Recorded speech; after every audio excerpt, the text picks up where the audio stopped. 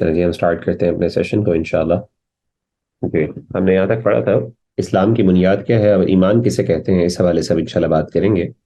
تو عمل کی اہمیت کے حوالے سے امام غزالی رحمہ اللہ تعالیٰ عنہ ذکر کر رہے تھے.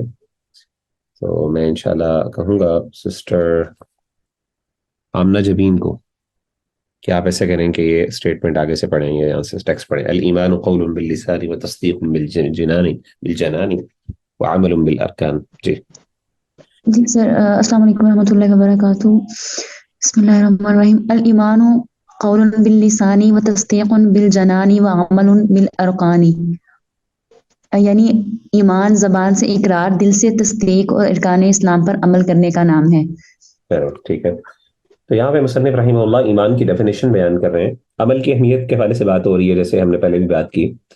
تو مصنف رحمہ اللہ نے کہا جو ایمان کی اگر ہم بات کریں تو ایمان بھی تین چیزوں کا مرکب ہے، تین اس کے ارکان ہیں.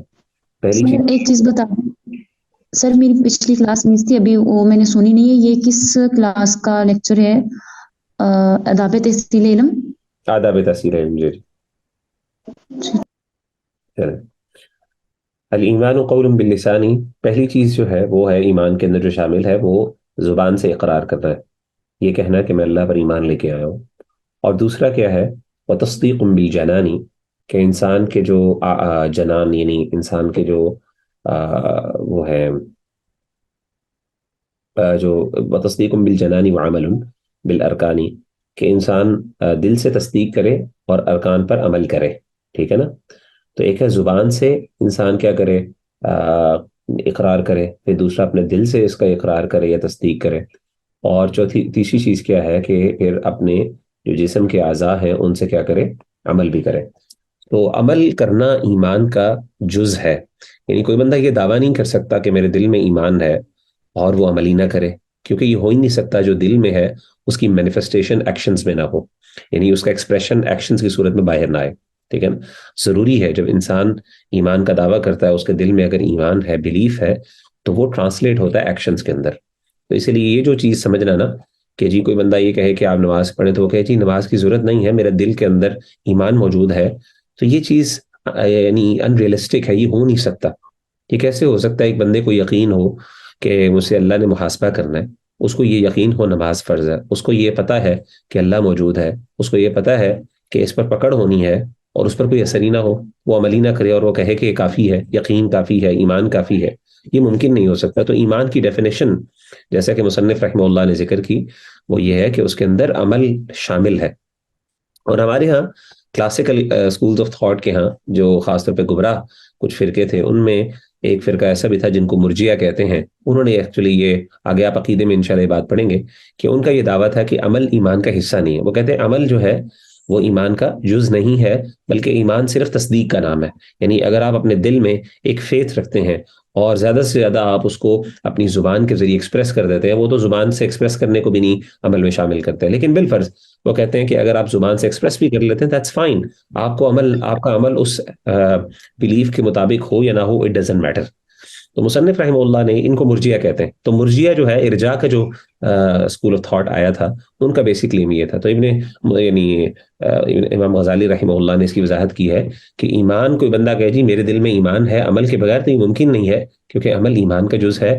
یہ جیسا کہ محدثین ہمارے اور بڑے بڑے ائمہ، امام مالک، امام شافعی، امام احمد بن حنبل رحمہ اللہ، ان سب کی یہ رائے تھی، امام بخاری سمیت. جی آگے پڑھیں جی. سسٹر وہی ابھی انہوں نے کس کو کہا تھا، سسٹر آمنہ کو. جی جی اللہ اوپر والا تھوڑا سا کر دیں، اسٹیٹمنٹ نظر نہیں آ رہی. اللہ تعالیٰ کی رحمت سے یہ ٹائٹل بے شک پڑھ لیں، چلیں ویسے ٹائٹل نہ بھی پڑھیں تو کوئی مسئلہ نہیں. جی چلیں. یہ سر، نیک اعمال کی اہمیت اور فضیلت کے متعلق قرآن و حدیث میں موجود دلائل کا شمار نہیں کیا جا سکتا. اگر بندہ اللہ عز و جل کے فضل و کرم سے جنت تک پہنچ گیا تو یہ اس کی اطاعت و عبادت بجا لانے کے بعد ہوگا، کیونکہ اللہ عز و جل کی رحمت اس کے نیک بندوں کے قریب ہوتی ہے. بس یہ آگے پڑھ لیں آپ. اور اگر یہ کہا جائے کہ بندے کا صاحب ایمان ہونا ہی جنت میں داخلے کے لیے کافی ہے اور عمل کی ضرورت نہیں، تو ہم کہیں گے کہ آپ کا کہنا درست ہے، مگر اسے جنت میں جانا کب نصیب ہوگا؟ وہاں تک پہنچنے کے لیے کافی دشوار گزار گھاٹیوں اور پرخاردار پرخار وادیوں کا سامنا کرنا پڑے گا. تو دوبارہ آپ ذرا پڑھیے گا اس کو. اور اگر یہ کہا جائے کہ بندے کا साहिब जी, और ईमान। ये कि अगर ये कहा जाए कि बंदे का साहिब ईमान होना ही जन्नत में दाखिले के लिए काफ़ी है और अमल की ज़रूरत नहीं, तो हम कहेंगे कि आपका कहना दुरुस्त है, मगर इसे जन्नत में जाना कब नसीब होगा? वहाँ तक पहुँचने के लिए काफ़ी दुश्वार गुज़ार घाटियों और पुरख़ार वादियों का सामना करना पड़ेगा। सबसे पहला मरहला तो ईमान की घाटी से बाहिफ़ाज़त गुज़रना है। क्या ख़बर बंदा ईमान सलामत ले जाने में कामयाब होता भी है या नहीं? अल्लाह अज़्ज़ व जल हमारा ईमान सलामत रखे, आमीन। और अगर कामयाब होकर जन्नत में दाखिल हो भी गया तो फिर भी मुफलस जन्नती होगा। चुनांचे हज़रत सैयदना हसन बसरी रहमहुल्लाह का कौल है कि फरमाते हैं कि अल्लाह अज़्ज़ व जल क़यामत के दिन इरशाद फरमाएगा, ए मेरे बंदों, मेरी रहमत से जन्नत में दाखिल हो जाओ और इसे अपने अमाल के मुताबिक तक़सीम कर लो। ठीक है। अच्छा, ये उन्होंने कहा कि अगर कोई बंदा ये कहे कि जी महज अल्लाह ताला की, एक मिनट सॉरी जी, इसको मैं जरा छोटा कर लेता हूँ, अब ज्यादा वैसे चले जी। तो कहते हैं कि अगर कोई बंदा ये कहे कि एक बंदा ईमान की निस्बत भी, ईमान के जरिए भी जन्नत में दाखिल हो जाएगा तो वो काफी है, तो अगर शरई तौर पे तो ये बात दुरुस्त है, क्योंकि हदीस में आता है अल्लाह के रसूल सल्लल्लाहु अलैहि वसल्लम ने फरमाया कि जिस बंदे के दिल में एक जर्रा बराबर भी ईमान होगा तो वो आखिरकार अल्लाह उसको जन्नत में डाल देंगे। बाकायदा हदीस के अंदर तफसील मौजूद है कि वो बंदा काला यानी जल के कोयला बना हुआ होगा, तो अल्लाह ताला फिर उसको एक एक माँ है, एक नहर है जिसको अलमा उल हया कहते हैं, यानी जिसे आब हयात हम कहते हैं ना, तो उस तरह का वो एक पानी होगा, उसके अंदर उसको डालेंगे तो वो इस तरीके से उगेगा जिस तरीके से एक एक चीज जमीन से उगती है, एक पौधा जमीन से निकलता है, इस तरीके से वो उगेगा। तो अल्टीमेटली अल्लाह उसको जन्नत में दाखिल कर ही देंगे।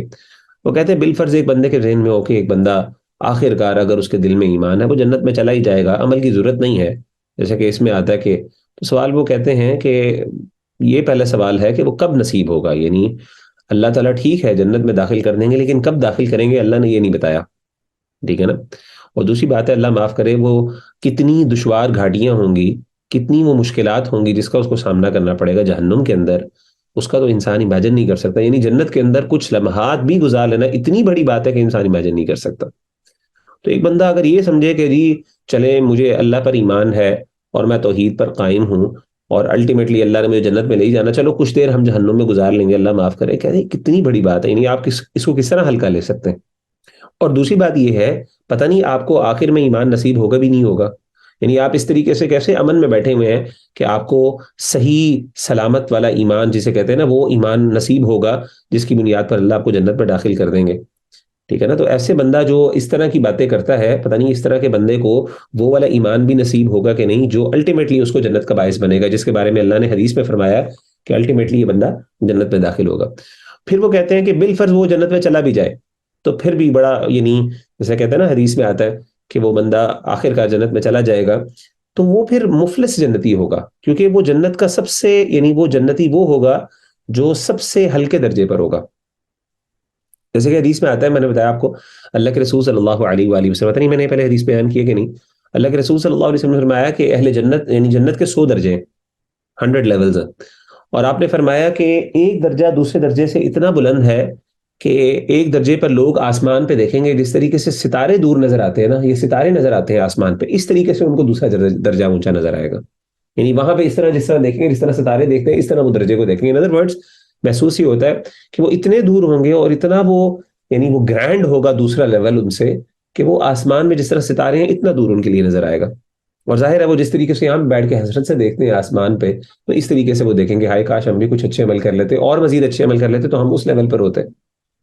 और जैसे कि अल्लाह के रसूल सल्लल्लाहु अलैहि वसल्लम ने फरमाया कि जो जन्नतुल फिरदौस है, जो सबसे ऊपर वाली जन्नत है जहां से सारे जन्नत के चश्मे बहते हैं, वो इतनी ऊंची है कि उसकी जो छत है वो अल्लाह का अर्श है। सुभान अल्लाह। तो 100 दर्जे हैं। तो बहरहाल वो कहते हैं कि अगर बिलफर्ज जन्नत में चला भी जाए तो ऐसा जन्नती, चलो जन्नत में चला गया, बहरहाल वो मुफलिस जन्नती होगा। यानी क़यामत के दिन अल्लाह ताला ऐसे बंदे को ये एहसास जरूर दिलवाएंगे कि यार देखिए, हसरत तो एक जरूर रहेगी, आप एक बंदा समझे ना कि हसरत नहीं रहेगी, हाँ बाकी वो से कहते हैं अदावत बुग़्ज़ आपस में भाइयों के लिए, हसद वगैरह, वो सब कुछ खत्म हो जाएगा, कोई कीना वगैरह नहीं होगा। लेकिन ये कहना कि एक बंदे को ये कभी हसरत ही नहीं रहेगी या कभी ये ख्याल ही नहीं आएगा कि जी काश वो कोई अच्छा अमल मजीद कर लेता तो ऊपर वाले दर्जे में होता, ये तो होगा मुझे लगता है, वल्लाहु आलम। और हमारे उस्ताद कहा करते थे जिनसे हमने पढ़ा था, तो वो कहते थे कि ये अल्लाह खत्म नहीं करेंगे, اس لیے کیونکہ اگر یہ ختم کر دی نا فیلنگ، تو پھر تو جسے کہتے ہیں کہ وہ انصاف جو ہے اصل میں اللہ کا، کہ جس بندے نے محنت کی ہے زیادہ تو سبحان اللہ، اور جس نے کم محنت کی ہے تو ایک ڈفرنس تو رہنا ضروری ہے، یہ انصاف کا تقاضا ہے نا. ہاں باقی اس ڈفرنس کی وجہ سے ایک بندہ اللہ معاف کرے دشمنی نہیں کرے گا، زیادتی نہیں کرے گا، یعنی جس طریقے سے دنیا کے اندر اللہ معاف کرے ایک دوسرے کے ساتھ اس طرح کے ڈفرنس کی وجہ سے حسد پیدا ہو جاتا ہے، وہ والا معاملہ نہیں ہوگا، لیکن بہرحال یہ فیلنگ تو رہے گی. تو کہتے ہیں پھر بھی الٹیمیٹلی وہ مفلس جنتی تو ضرور ہوگا. اسی لیے وہ کہتے ہیں سیدنا حسن بصری رحمہ اللہ تعالیٰ عنہ فرماتے ہیں کہ قیامت کے دن اللہ تعالیٰ ارشاد فرمائیں گے، کیا ارشاد فرمائیں گے؟ یا عبادی، اے میرے بندو، الجنت برحمتی واقتسموها باعمالکم، میرے بندو جنت تو میری رحمت سے تمہیں ملے گی، لیکن تم اپنے اعمال کے مطابق تقسیم کر لو، اس کو یہ تقسیم ہو جاؤ. ٹھیک ہے، تو یعنی یہ رحمت کی بات کیا ہے اللہ کے رسول صلی اللہ علیہ وسلم نے جیسے بتایا نا کہ کوئی بھی بندہ اللہ کی رحمت کے بغیر جنت میں داخل نہیں ہوگا. ٹھیک ہے، اللہ کی رحمت کے بغیر جنت میں داخل نہیں ہوگا. صحابہ نے پوچھا اللہ کے رسول آپ بھی؟ انہوں نے کہا میں بھی اللہ کی رحمت سے یعنی کوئی بندہ ایسے عمل نہیں کر سکتا کہ جس کی وجہ سے کوئی بندہ یہ کہہ دے کہ میں اپنے عمل کی وجہ سے جنت میں جا رہا ہوں. نہیں، اللہ کی رحمت ہے، یہ دونوں چیزیں اکٹھی ہیں. ٹھیک ہے نا، یہ دونوں چیزیں آگے اس کی تفصیل آئے گی. آپ مجھے پتا آپ لوگوں کے ذہن میں سوال آ رہے ہوں گے، آگے اس کی تفصیل خود بتائیں گے، وہ ایکسپلین کریں گے اس فینومینا کو. ٹھیک ہے نا، فینومینن کو. تو ایک بندہ جو ہے وہ اپنے اللہ کی رحمت سے جنت میں جائے گا، عمل کافی نہیں ہوں گے ہاں، لیکن یعنی رحمت پلس عمل، یہ نہیں کہ صرف رحمت یا صرف عمل، یہ دونوں چیزیں اکٹھی ہوں گی. تو جنت میں داخلے کا سبب تو رحمت اللہ کی بنے گی، لیکن آگے درجات جو ہیں جیسے کہ یہ بتا رہے ہیں وہ اعمال کے مطابق ہوں گے. واللہ اعلم. چلے جی، اگلے جو ہیں ہمارے سسٹر ارم وسیم، آپ پڑھیں رحمت خداوندی. جی جی. اے لخت جگر، عمل کرو گے تو اجر و ثواب پاؤ گے. منقول ہے کہ بنی اسرائیل کے ایک عابد نے 70 سال تک اللہ عز و جل کی عبادت کی. رب کریم عز و جل نے اس کی شان و عظمت فرشتوں پر ظاہر کرنے کا ارادہ فرمایا تو اس کی طرف ایک فرشتہ بھیجا تاکہ یہ بتائے کہ اس قدر زہد و عبادت کے باوجود وہ جنت کا مستحق نہیں. چنانچہ اس فرشتے نے اللہ عز و جل کا پیغام پہنچایا تو اس نیک شخص نے جواب دیا، ہمیں تو عبادت کے لیے پیدا کیا گیا ہے، اس لیے ہمیں عبادت ہی کرنا چاہیے. اب یہ خالق و مالک عز و جل کی مرضی ہے کہ محض اپنے کرم سے جنت میں داخل جنت فرما دے یا عدل کرتے ہوئے جہنم میں جھونک دے. جب فرشتہ رب کائنات عز و جل کی بارگاہ عزت میں حاضر ہوا تو اللہ عز و جل نے پوچھا، میرے بندے نے کیا جواب دیا؟ عرض کی، اے تمام جہانوں کے پروردگار، تو اپنے بندے کے جواب کو خوب جانتا ہے. تو اللہ عز و جل نے ارشاد فرمایا، جب میرا بندہ میری عبادت سے جی نہیں چراتا تو میری شان کریمی کا تقاضا ہے کہ میں بھی اس سے نظر رحمت نہ پھیروں.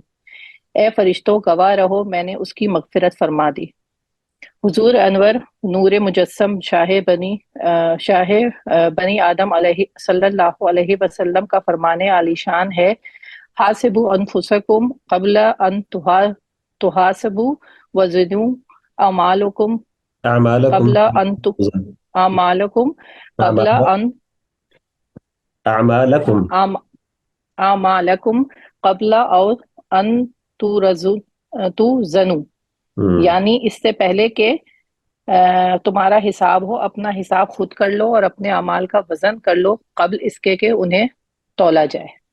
اچھا، ایک دو چیزیں میں آپ کو وضاحت کر دوں. یہ جو ترجمہ جو انہوں نے کیا ہے نا، یہ جماعت، یہ جو ہمارے ہاں ایک جماعت ہے اپنے آپ کو جو سنی کہتے ہیں، ان لوگوں نے کیا ہے.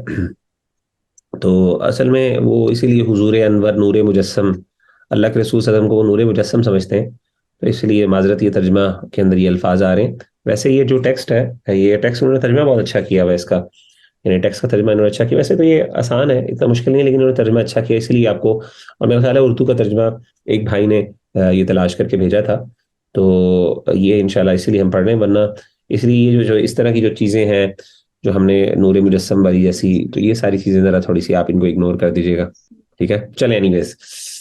اچھا جی، اب پچھلی جو انہوں نے بات کی ہے یہ بڑی امپورٹنٹ ہے. وہ کہتے ہیں، اب اسی کو وضاحت کرتے ہیں. وہ کہتے ہیں کہ ایک مثال دیتے ہیں. اچھا، جیسے میں نے آپ کو پہلے بھی ذکر کیا، امام غزالی رحمہ اللہ بہت سے ایسے اقوال ذکر کرتے ہیں اور کچھ ایسی حدیثیں بھی ذکر کرتے ہیں جو کہ بالکل ہی کمزور ہیں یا پھر ویک ہیں. تو وہ کہتے ہیں کہ جی جیسے کہ یہ بات بیان کی جاتی ہے، منقول ہے، ٹھیک ہے نا، حکیہ، کہ ایک بنی اسرائیل میں ایک شخص تھا، اس نے 70 سال اللہ تعالیٰ کی عبادت کی، اس کے بعد اللہ تعالیٰ نے فرشتے کو بھیجا، اس کی شان ظاہر کرنے کے لیے فرشتے کو بھیجا اس کے سامنے، اور کہا کہ جا کے بتاؤ اس بندے کو کہ تم جنت میں اس عبادت کے باوجود بھی داخل نہیں ہو سکتے، جنت کے تم حقدار نہیں ہو، مستحق نہیں ہو۔ تو اس شخص نے آگے سے کہا، اس نے کہا کہ ٹھیک ہے، مطلب میں نہ بھی ہوں، میرا اصل کام عبادت ہے، میرا کام بندگی ہے، اب باقی میرے اس عمل کو قبول کرنا اور اللہ کی رحمت یہ اللہ کے اوپر ہے، تو میں تو اپنا کام نہیں چھوڑوں گا۔ یعنی اگر مجھے بالفرض پتہ بھی چل جائے کہ میں نے جنت میں نہیں جانا، اس کا مطلب یہ نہیں ہے کہ میں اپنا اس کام کو چھوڑ دوں، میرا کام تو یہ ہے کہ جو مجھے کہتے ہیں نا، مجھے حکم اعظم، ٹھیک ہے نا، مجھے تو یہ حکم ہے اور میں نے اس کو کرتے رہنا۔ تو اللہ تعالیٰ نے کہا کہ دیکھو یہ میرا بندہ اس کے باوجود میری عبادت سے جو ہے وہ اعراض نہیں کر رہا، تو یہ کیسے ہو سکتا ہے کہ میں اپنے کرم اس کی طرف نہ کروں؟ میرے شان کریمی کا، میرے کرم کا تقاضا یہ ہے کہ اگر اس کی بندگی میں تھوڑی کمی بھی رہ جاتی ہے، اس کے باوجود میں اس کو جنت میں داخل کر دوں۔ ان ادر ورڈز، جو اللہ تعالیٰ کی جو رحمت اور کرم ہے، بیسیکلی اس سے انسان جنت میں داخل ہوگا۔ انسان اپنے اعمال کی وجہ سے یہ مستحق نہیں ہے کہ وہ جنت میں داخل ہو۔ جیسے انہوں نے بریکٹس پہ کہا، یہ بریکٹس جو ہیں یہ بیسیکلی وضاحت کے لیے انہوں نے ڈالے ہوئے ہیں، حقیقت میں ٹیکس کا حصہ نہیں ہے، ٹھیک ہے نا۔ تو یہ بات ٹھیک ہے کہ اگر اللہ تعالیٰ عین عدل کرے تو شاید کوئی بھی جنت میں داخل نہ ہو، جیسے کہ حدیث میں آتا ہے، لیکن اللہ تعالیٰ اپنا کرم کریں گے، اور کس بنیاد پہ کرم کریں گے کہ میرے بندے نے ایفرٹ تو کیا تھا، اسی لیے اللہ تعالیٰ نے اپنے بارے میں کیا کہا، انہ غفور شکور، اللہ بخشنے والے بھی ہیں اور اللہ قدردان ہے۔ کیا مطلب ہے؟ یعنی انسان کا چھوٹا سا عمل ہوتا ہے، کمزور سا عمل ہوتا ہے، ناقص سا عمل ہوتا ہے، لیکن اللہ اس کی قدر کرتے ہیں، ٹھیک ہے نا، اللہ اس کو بہت بڑا بنا دیتے ہیں۔ تو یہ اللہ کا کرم ہے، اللہ کی مغفرت ہے۔ لیکن اس کا مطلب یہ قطعاً نہیں ہے کہ ایک بندہ عمل ہی نہ کرے، وہ کہے جی اللہ کا کرم ہی سب کچھ ہے تو مجھے کرنے کی ضرورت نہیں، آپ کو کچھ ایفرٹ کرنے کی ضرورت ہے، ٹھیک ہے نا۔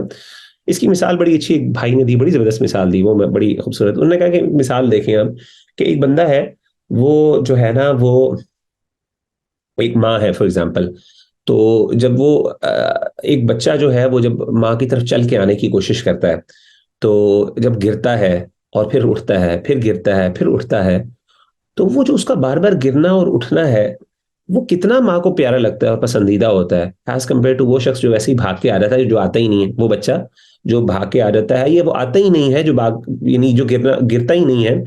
تو ماں باپ کو وہ اتنا زیادہ پیارا نہیں لگتا جتنا وہ بچہ پیارا لگتا ہے جو کوشش کر رہا ہے، ایفرٹ کر رہا ہے، پھر اٹھتا ہے، تھوڑا سا چلتا ہے، 2-3 اسٹیپس، پھر گر جاتا ہے۔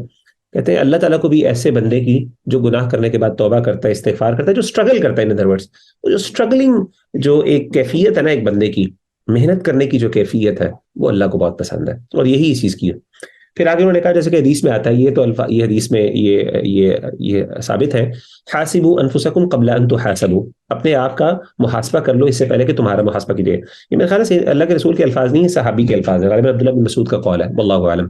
بہرحال اپنے آپ کا محاسبہ کرو اس سے پہلے کہ تمہارا حساب لیا جائے، اپنا حساب خود کر لو اس سے پہلے کہ تمہارا حساب لیا جائے۔ وزنوا اعمالکم قبل ان توزنوا، اور اپنے اعمال کا خود ہی وزن کر لو، خود ہی دیکھ لو کہ میں کیا کیا عمل کر رہا ہوں، اس سے پہلے کہ اللہ کی میزان کے اندر ان کو تولا جائے۔ چلیں جی آگے ہم پڑھتے ہیں جی، سسٹر رقیبہ ثناء اللہ پڑھیں جی، جھوٹی امید اور آس۔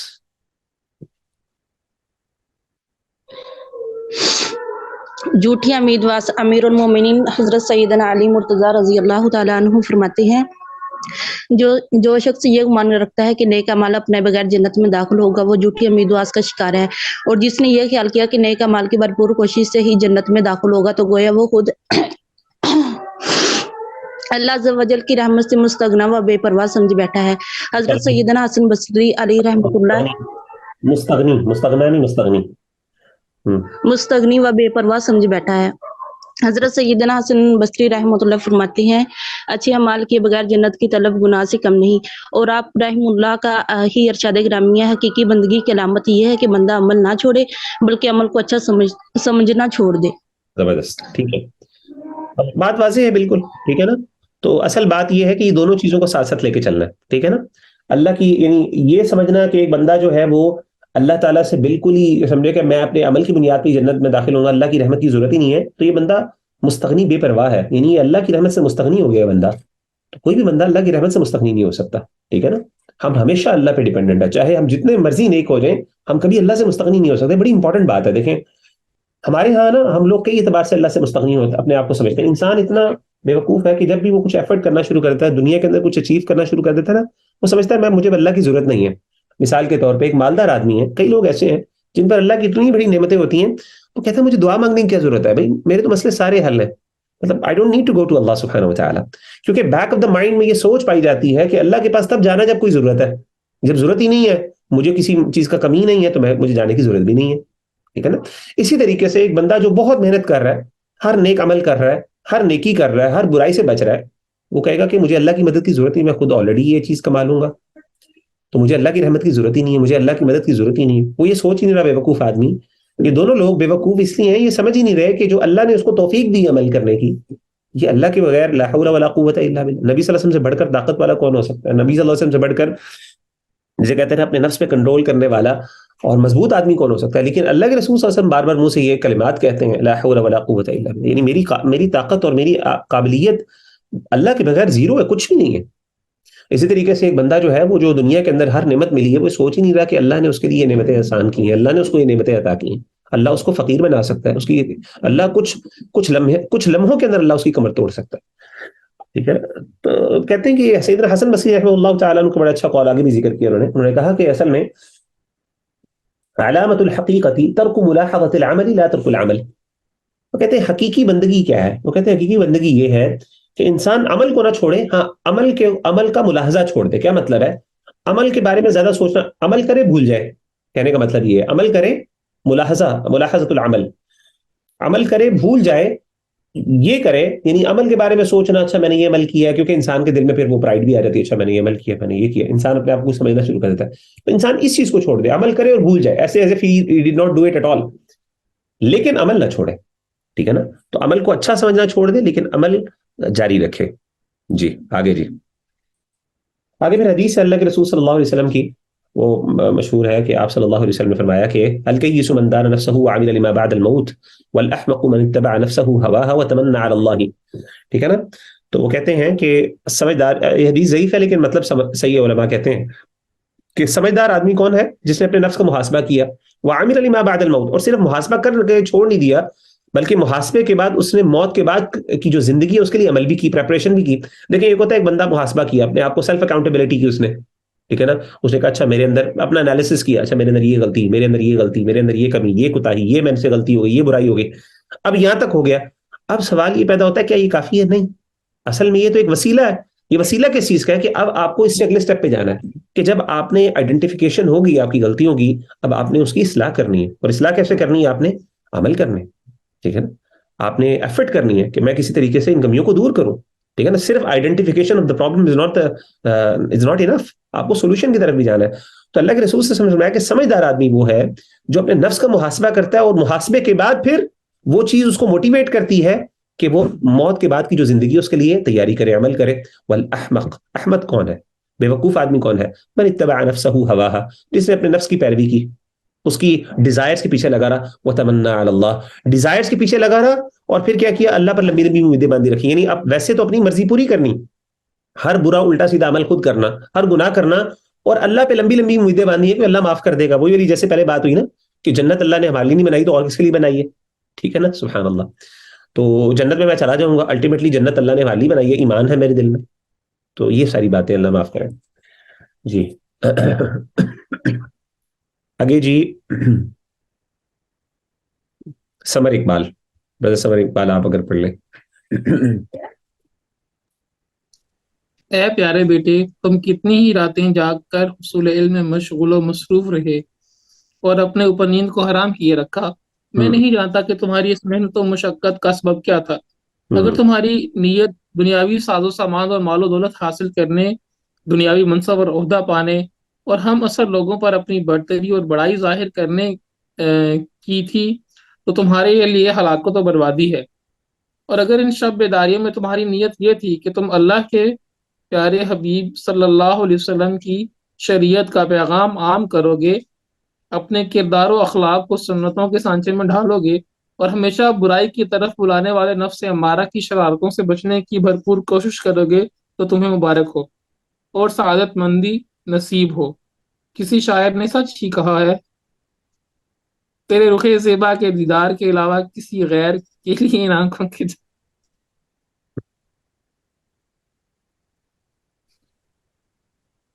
سہر العیون لغیر وجہک ضائع وبکاؤہن لغیر فقدک باطل. ٹھیک ہے نا. تو کہتے ہیں کہ یہاں پہ اب کہتے ہیں اصول علم کا مقصد کیا تھا. بڑا امپورٹنٹ ہے ہم سب کے لیے جی، میرے لیے بھی سب سے پہلے اور پھر آپ کے لیے. یہ سب تم علم کے جو حصول کر رہے ہو اس کا اصل مقصد کیا تھا؟ یہ راتوں کا جاگنا، یہ محنتیں کرنا، یہ اپنی کلاسز، آپ اپنے آپ سے پوچھیں کہ ماشاءاللہ اتنی مصروفیات ہیں، آپ کی جابز ہیں، یہ سب آپ نے کس لیے چھوڑا؟ ظاہر آپ کے لیے بہت مشقت ہے، میں سمجھتا ہوں، میں اپریشیٹ کر سکتا ہوں اس بات کو، اور میں کرتا ہوں، بہت اپریشیٹ کرتا ہوں آپ لوگوں کے ماشاءاللہ اس ایفرٹس کو، کہ کس طریقے سے آپ اپنے سارے کاموں کو آگے پیچھے کر کے، ماشاءاللہ ہماری بہنیں موجود ہیں اپنے گھر کے اندر، آپ لوگوں کے ظاہرہ بڑی ذمہ داریاں ہیں اپنی فیملی کے حوالے سے، وہ سب کو آگے پیچھے کر کے آپ لوگ یہ کلاس لیتے ہیں 4 گھنٹے کی روزانہ، بہت بڑی بات ہے. اس کے بعد پھر کوئزز بھی ہوتے ہیں، اسائنمنٹس بھی ہوتی ہیں، ساری چیزیں ہوتی ہیں. سوال یہ مقصد کیا ہے؟ اگر تو مقصد دنیا ہے، اگر تو مقصد دنیا کی مال و دولت ہے، یا پھر کوئی منصب ہے، کوئی اپنا ایک ٹائٹل ہے جو میرے ساتھ لگ جائے، یا پھر میں اپنے جو برابر کے لوگ ہیں ان پر اپنی برتری اور بڑھائی ظاہر کر سکوں، ٹھیک ہے نا، جیسے والمباح علی الاقران والامثال، ٹھیک ہے نا، جیسے کہ حدیث میں آتا ہے اللہ کے رسول نے فرمایا کہ من طلب العلم لیجاری به العلماء او لیمارس به، کہ وہ بندہ جو علم صرف اس لیے حاصل کرے کہ اس کے ساتھ ٹائٹل لگ جائے علماء کے نام کے، وہ علماء پہ بیٹھ سکے، ان سے بحث و مباحثہ کر سکے، اور اسی طریقے سے وہ اپنی برتری لوگوں تک ظاہر کر سکے. یہ بھی حدیث اگرچہ ضعیف ہے لیکن معنی ٹھیک ہے. دخل الجنہ ادخلہ اللہ النار، حدیث میں آتا ہے اللہ کے رسول نے فرمایا کہ اللہ ایسے بندے کو جہنم میں ڈالیں گے، اللہ معاف کرے. تو کہتے ہیں کہ اگر تو یہ سب چیزیں مقاصد ہیں تو فویل لک ثم ویل لک، تمہارے لیے تو تباہی ہی تباہی ہے. وَإِن كَانَ قَصْدُكَ فِيهِ إِحْيَاءَ شَرِيعَةِ النَّبِيِّ صلی اللہ علیہ وسلم، لیکن اگر تمہارا مقصد نبی صلی اللہ علیہ وسلم کی شریعت کا احیاء تھا، اور اسی طریقے سے اپنے اخلاق کو بہتر کرنا تھا، نفس امارہ کو توڑنا تھا یا اس کو کمزور کرنا تھا، فَطُوبَى لَكَ، تمہارے لیے تو بہت بڑی خوشخبری ہے. ثم طُوبَى لَكَ، تمہارے لیے بہت بڑی عظیمت اور خوشخبری ہے، سعادت مندی ہے تمہارے لیے. پھر اس نے کہا کہ سحر العیون لغیر وجہک ضائع، کہ وہ بندہ جو، یعنی جیسے ایک شاعر نے اپنے محبوب کے لیے باتیں کی، تو انسان اللہ کے لیے کہ وہ آنکھیں جو اللہ تعالیٰ کے دیدار کے علاوہ جاگتی رہیں، یعنی جس کا مقصد یہ تھا، ظاہر انسان آنکھیں جاگتی ہیں کسی چیز کے دیدار کے لیے، چاہت کے لیے، تو اگر اللہ کے علاوہ کوئی مقصد تھا تو سبحان اللہ کیا فائدہ. وَبُكَاؤُهُنَّ لِغَيْرِ فَقْدِكَ بَاطِلٌ، اور تیرے علاوہ کسی اور کے فراق میں ان کا رونا تو عبث ہے. یعنی ایک بندہ اللہ کو دور، یعنی اگر ایک بندے کو اللہ کے چھوٹ جانے سے، اللہ کے دور ہونے سے رونا نہیں آتا تو پھر رونے کا فائدہ کیا؟ یہ کہنے کا مقصد ہے نا.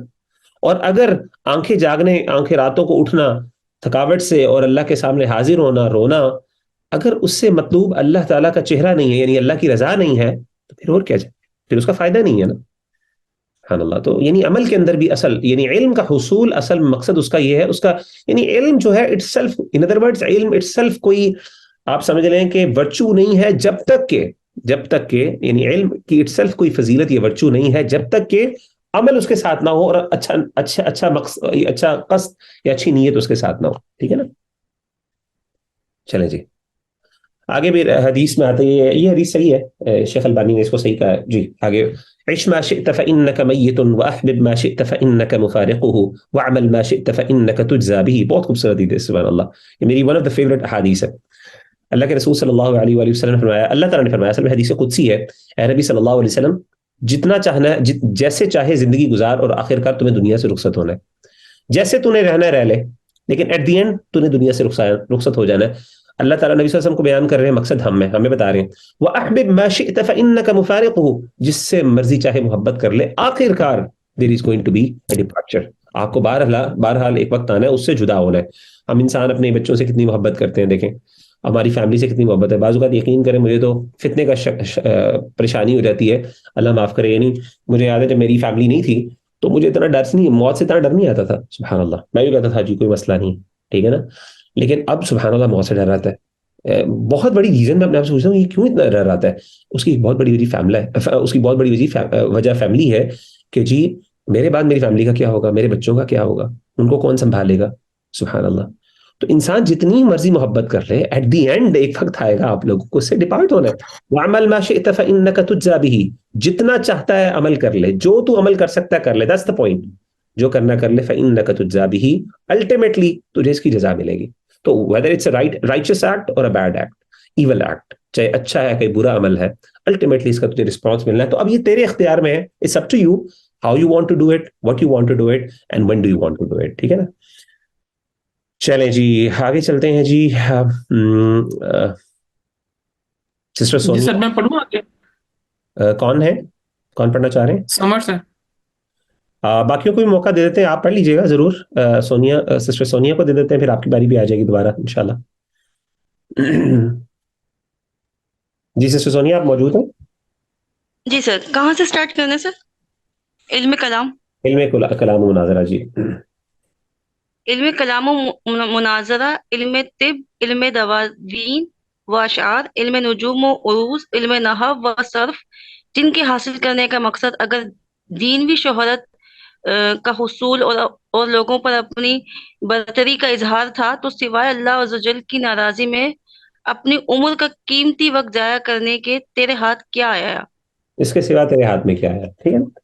اب وہ مختلف علوم کی بات کرنے میں کہتے ہیں یہ جو ای شیء حاصل لك من تحصیل علم الكلام والخلاف والطب والدواوین والاشعار والنجوم والعروض والنحو والتصریف غیر تضییع العمر بخلاف ذی الجلال.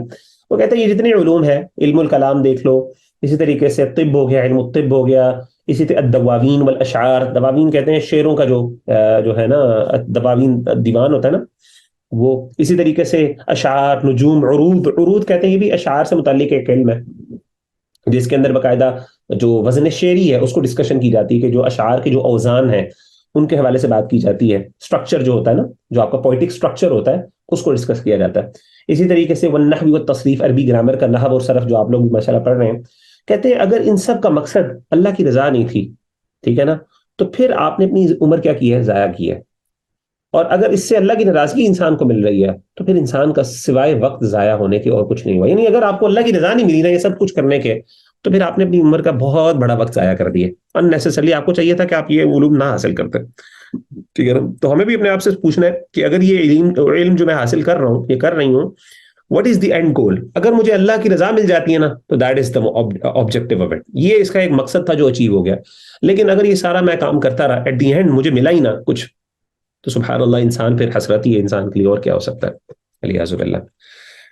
جی اب آگے ام کلثوم, سسٹر ام کلثوم. انی رأیت فی انجیل عیسیٰ. جی میں نے انجیل مقدس میں لکھا ہوا ہے. میں نے انجیل مقدس میں یہ لکھا ہوا پایا کہ حضرت سیدنا عیسیٰ علیہ السلام نے ارشاد فرمایا, میت کو چارپائی پر رکھ کر قبر تک لانے کے دوران اللہ عز و جل میت سے 40 سوالات کرتا ہے. ان میں سے پہلا سوال یہ ہے کہ اے میرے بندے, لوگوں کو حسین و جمیل نظر آنے کے لیے برسوں تو خود کو سنوارتا رہا, لیکن جس چیز پر میری نظر ہوتی ہے, یعنی دل پر میری رحمت ہوتی ہے, اسے تو نے ایک لمحہ بھی پاک و صاف نہ کیا.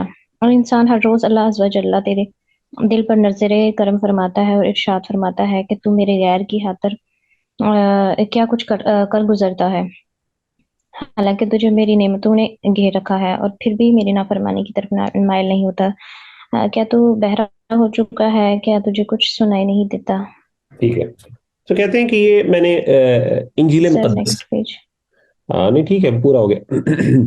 تو انجیل مقدس کے اندر یہ چیز لکھی پائی میں نے, اب یہ بتا رہے ہیں انجیل کے اندر یہ میں نے پڑھی بات, سیدنا عیسیٰ علیہ السلام نے فرمایا کہ جب میت کو جنازے پہ رکھا جاتا ہے اور جب تک اس کو قبر میں نہیں ڈالا جاتا تو اللہ تعالیٰ اس سے تب تک 40 سوال کر لیتے ہیں.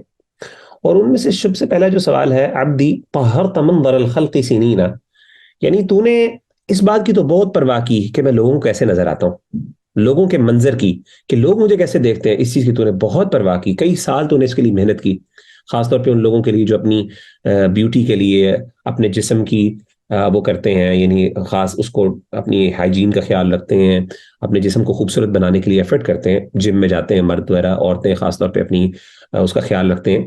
تو یہ ساری چیزیں اس میں شامل تھا. وما طہرت منظری ساعتا, لیکن افسوس کی بات یہ کہ اصل جو چیز مجھے مقصود تھی تو نے اس کے لیے ایک گھڑی بھی نہیں اسپینڈ کی, اس کے بارے میں تو نے ایک لمحہ بھی اس پہ غور نہیں کیا.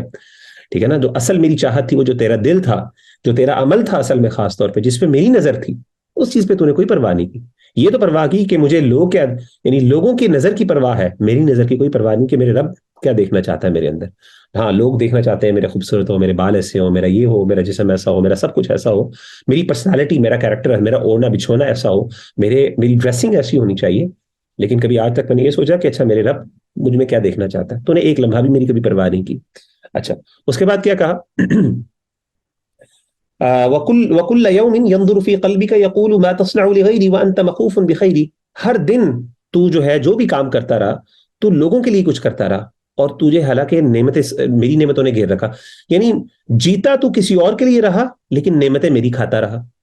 ठीक है ना? होना तो ये चाहिए था कि जब मेरी नेमतों ने तुझे घेर रखा है, मेरा तू खाता है, मेरा पीता है, सब कुछ मेरा, यानी मेरे बगैर तो तू सांस नहीं ले सकता, सांस भी तू मेरा लेता है, लेकिन फिर जिंदगी किसी और के लिए क्यों? जिंदगी किसी और के लिए तू क्यों गुजारता रहा? ठीक है ना? ये सवाल अल्लाह ताला पूछेंगे। तो अमा अंत फअसम्मु ला तस्मा, क्या तू बहरा हो गया, तुझे कोई सुनाई नहीं देता? यानी तुझे कोई बात बेसिक समझ नहीं आती, तुझे बेसिक लॉजिक ये समझ नहीं आती? अच्छा जी, हमारी क्लास मुकम्मल होने लगी है।